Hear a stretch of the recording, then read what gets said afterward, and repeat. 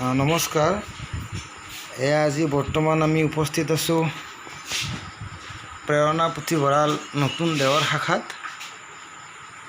আৰু এয়া আপোনালোকে দেখা পাইছে যে প্ৰেৰণা পুথিভঁৰালৰ ১ নম্বৰ আলমাৰীটোৰ এয়া কিতাপৰ কিছু অংশ আপোনালোকক দেখাব আমি চেষ্টা কৰিছোঁ।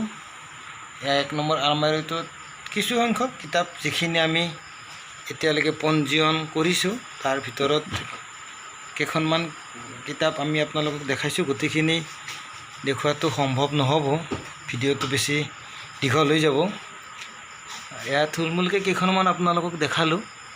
এয়া বৰ্তমান আমি পুথিভঁৰালত কিছু কিতাপ পঞ্জীয়ন কৰি আছোঁ। এই কামত সহযোগ কৰি আছে আমাৰ পৰিচালক ৰুবুল ভাগৱতী আৰু ৰতন বৰ্মনে। তেওঁলোক দুয়োজনে মোক ৰাতিপুৱাও ফোন কৰিছিল, দাদা থাকিব নেকি পুথিভঁৰালত, আমিও গৈ আছোঁ।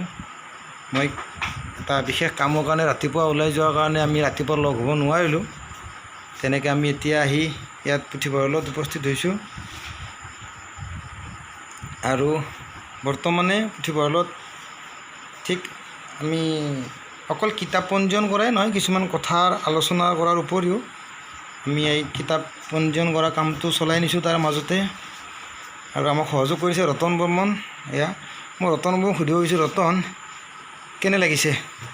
ভালে লাগিছে আহি কিনে, আৰু কাম কৰিব পাৰে বহুত সুখী। বঢ়িয়া, থেংক ইউ। অলপ কিবা কৰাৰ কাৰণে ইচ্ছা আছে, সেইখিনি কৰিলেও যিমান পাৰোঁ কৰি যাই থাকিম। ধন্যবাদ। ভাল লাগিছে। কেইখনমান কিতাপ এণ্ট্ৰি কৰা হ'ল? 20খনমান এণ্ট্ৰি কৰা হ'ল।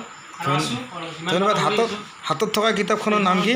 জ্ঞান সঁফুৰা। এখন বোধহয় ৰুবুল প্ৰিন্স লিখক, এখেত আমাৰ চিনাকিয়ে দাদা।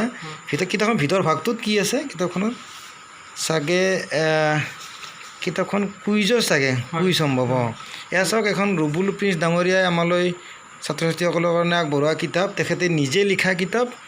এয়া ৰুবুল প্ৰিন্স ডাঙৰীয়াই লিখা জ্ঞান সঁফুৰা কিতাপখন। এইখন আমি কিমান নম্বৰত এইখন এণ্ট্ৰি হ'ল? 376। এনেকৈ আমি কিতাপবিলাক এণ্ট্ৰি কৰি যাই আছোঁ। লগতে আমাক ধন্যবাদ ৰতন, এনেকৈ আমাক সহযোগ কৰি আছে এয়া ৰুবুল ভাগৱতী। ৰুবুল, কেনেকুৱা অভিজ্ঞতা, কেনেকুৱা লাগিছে? ভালেই লাগিল আহি, কিবা কাম কৰিব ইচ্ছা হ'ল। দাদাক ক'লোঁ কিবা কৰোঁ, এনে কথা পাতি থকাতকৈ আৰু কামো কৰোঁ, কথাও পাতোঁ। তুমি কোনখিনি কাম কৰি আছা আজি কিতাপখনত? মই ষ্টেম্প মৰা আৰু ডেট লেবেলখন বনাই আছোঁ। ঠিক আছে। এয়া চাওক, এয়া ৰুবুল ভাগৱতীয়ে পোনতে কিতাপখন লৈ তেওঁ ইয়াতে ষ্টেম্পকেইটা লগাই, সন্মুখত আমি 3টা ষ্টেম্প লগোৱাৰ চেষ্টা কৰিছোঁ। কিতাপ এখনত পঞ্জীয়ন কৰাৰ আগভাগতে তেওঁ ইয়াত নম্বৰটো লিখাৰ কাৰণে তেওঁ তেনেকৈ সন্মুখত 3টা ষ্টেম্প লগাই দিয়ে। তাৰপিছত ষ্টেম্পটো লগাই আৰু পিছফালে এখন ডেট লেবেল লগোৱা হয়। কিতাপখন ছাত্ৰ ছাত্ৰীসকলে পঢ়িবলৈ নিওঁতে আমি ৰেকৰ্ডৰ কাৰণে ইয়াত লিখিবৰ কাৰণে নিয়া তাৰিখ, দিয়া তাৰিখ, এনেকৈ এখন ডেট লেবেল ইয়াত লগোৱা, আৰু তাৰপিছতে কিতাপখন এইফালে ৰতনৰ ফালে আগবঢ়াই দিয়া হয় এণ্ট্ৰি কৰাৰ কাৰণে। ঠিক তেনেকৈ ৰুবুলে সহযোগ কৰি আছে ৰতনক। আমি আটাইকেইজনে মিলি খুব আনন্দেৰে কামখিনি কৰি আছোঁ। মোৰো খুব ভাল লাগি আছে। বন্ধু ভাতৃ দুয়োজনে আহি ফোন কৰি স্বতঃস্ফূৰ্তভাৱে এনেকৈ সহযোগ কৰা, গোটেই কামখিনি শিকিও ল'লে দুয়োজনে। ভৱিষ্যতে আহিব, তো ভৱিষ্যতে আহিবা ৰুবুল। ধন্যবাদ দিয়কে ৰতন, ধন্যবাদ।